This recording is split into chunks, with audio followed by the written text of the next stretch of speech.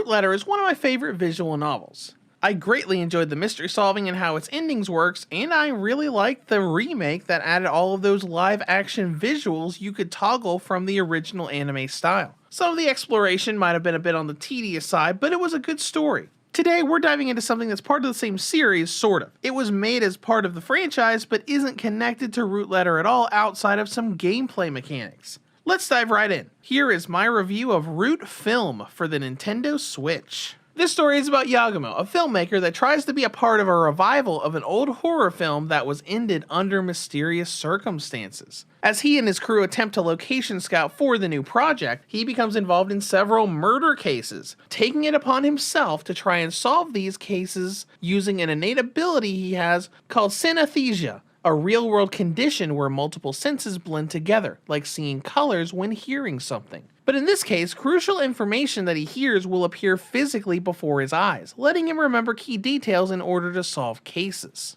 The story here is pretty good overall, though it can be a little confusing at first. Yagumo isn't the only protagonist. You've got episodes with him, but also episodes with a young woman, Rio, an actress that also has the synesthesia ability as she solves her own cases. Rio's story is a bit confusing as it feels pretty far removed from Yagumo's, outside of the fact that they both solve cases in the same way. Though the further you go in the game, the more their stories begin to connect to one another and the more it makes sense. And overall, I would say the story here is very good until the end. All of the mysteries are interesting to figure out as you go and collect evidence, and the game does a good job of expanding upon the characters involved in said mysteries. But the final case is the one that ties all of them together into one plot thread, including how Rio's story is connected to Yagumo's. However, the climax happens very suddenly and we don't get a lot of context on major events around it. This is especially the case with something that Rio does off screen and is just a sudden way to contextualize what's happening with another character in that moment. It really just feels like the story goes from a nice pace for pretty much the whole game and then just taps into the speed force during the climax.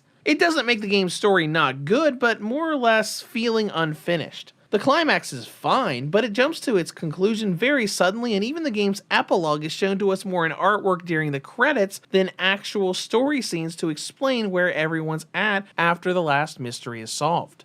When it comes to gameplay, this is a visual novel with some interaction and interrogation mechanics. As you play, you'll move from place to place, talking to NPCs and occasionally going into an interrogation battle of sorts to reveal the truth of each case once enough evidence is collected. The actual progression is similar to Root Letter. In that game, you had to collect evidence and force each of your pen pal's classmates to reveal the truth of their background and track down where your pen pal was. It's a little similar here, but more structured, as instead of having an overall narrative, each chapter is its own murder mystery that you're traveling around and collecting evidence in order to reveal the truth. And I find good and bad in this. On the bright side, you pretty much have a new set of locations to look through in each chapter, but it can still be repetitive. The story is pushed forward with new info as you talk to different people, but getting the dialogue you need will often require you to talk to people multiple times in a row and go back and forth between locations to find who's going to give you the next bit of info. Sometimes the story will flat out tell you where you need to go, but not always. For a lot of the game, I ended up just setting the advancement to skip red text and just go through every location and every NPC until something new popped up. Not that interacting wasn't fun. I did enjoy looking at the different places and trying to think to myself and see if I could figure out the real perpetrator early, and then see if I was right when the actual reveal happened.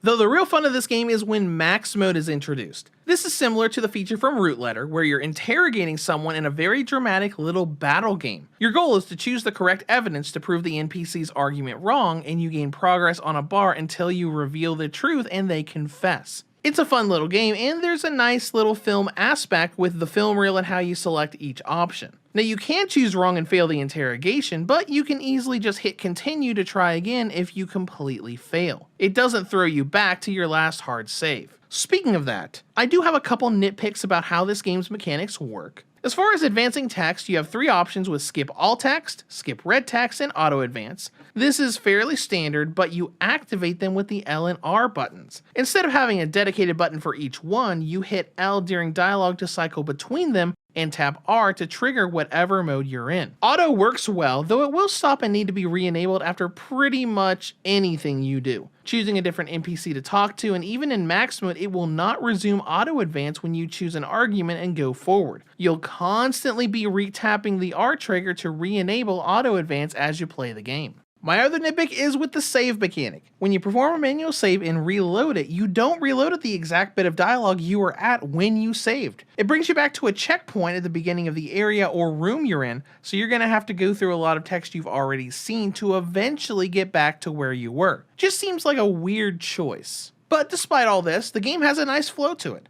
I enjoyed that each chapter was its own mystery, and there's a lot of game here. On your first run, Root Film should take you around 20 hours give or take. There's a lot of story to each mystery, and you'll be spending a lot of time figuring it all out. Next up is Presentation, which is great. The game's got an interesting hand-drawn like art style to it. It's very colorful and looks good, especially when you get to the special CG events. There's a lot of detail and it fits the overall style of the game. Plus, a lot of the cutscenes aren't just character model on the left talking to character model on the right. There's a lot of depth in how a lot of the transitions and scenes play out. With performance, no issues. Never had any frame drops and no freezing. So let's go into battery life. Root Film gives the original and light models a range of about 3 to 4 hours, while the V2 and OLED models get 6 to 8 hours. In conclusion, Root Film is an interesting little murder mystery game that's more about solving cases than just shooting films. Now, the downside, the game's a bit repetitive with looking around for evidence, and the story's conclusion felt like there were parts missing. But the game still has a good story overall, and if you enjoyed Root Letter's interrogation system, they definitely improved upon it here. Reviews to Go rates Root Film for the Nintendo Switch a 7 out of 10. If you have any comments or questions, feel free to leave them below. Thank you for watching, and have a great day.